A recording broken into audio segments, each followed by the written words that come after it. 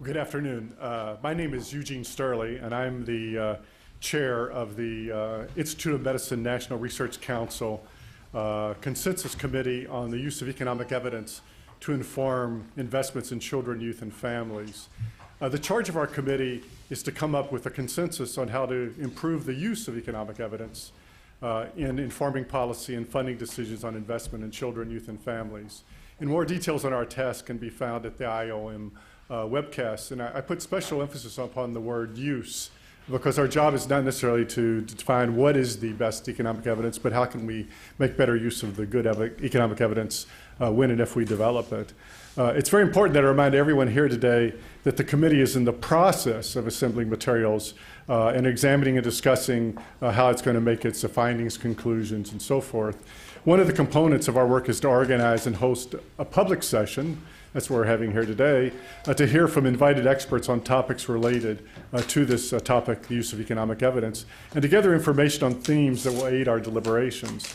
Therefore, I ask everyone to be extremely mindful of the fact that the committee has made no conclusions to date, and we ask you not to misinterpret comments made by individuals, whether they're members of the committee or not, as positions of the committee or the National Research Council or the members themselves. Committee members typically ask probing questions, and that may not really indicate their personal views. The committee will deliberate thoroughly before writing its draft report, and moreover, once the draft report is written, it still must go through a rigorous review process by experts who are anonymous to the committee. And then again, it will go through, and the committee will respond to those reviews and try to make revisions.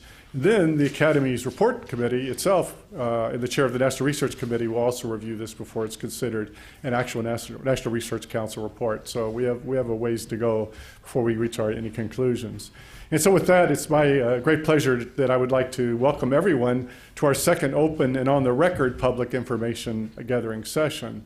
And on behalf of this committee, I'd especially like to thank our sponsors from the MacArthur Foundation. It includes Valerie Chang, and from the Robert Wood Johnson, Carrie Ann McClary is a lead there, as well as to Simone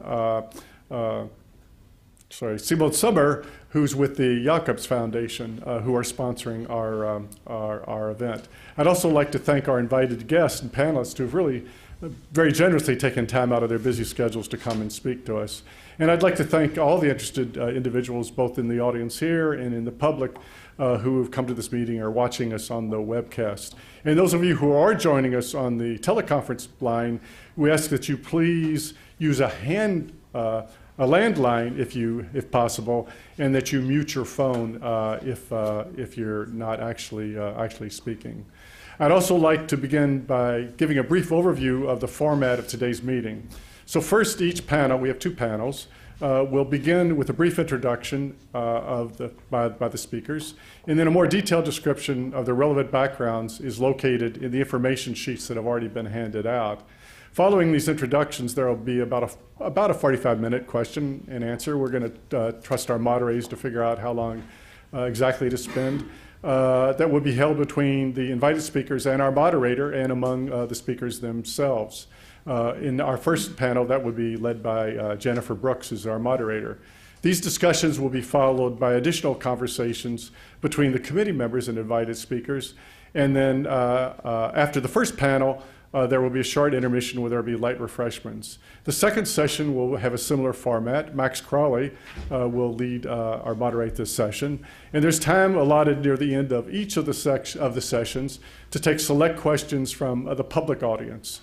If you are an in-person guest with a question during this period, please line up behind the microphone and identify yourself with your name and affiliation. Remember that we have to be sure that your questions are captured on the transcript and that the webcast participants can hear you as well. If you are a webcast participant watching us live, you can submit your questions through the input box below your video player on the meeting page. Please don't forget to identify yourself also and your affiliation, and we'll try to address the questions before the end of each session. We will not probably be able to take all questions, but we really hope to be able to get to most of them. And finally, if there are any reporters present who would like to speak further with members of the committee, we ask kindly to touch base with the staff during the break or after the session. And with that, Jennifer, we'd like to go ahead and let you begin the first session.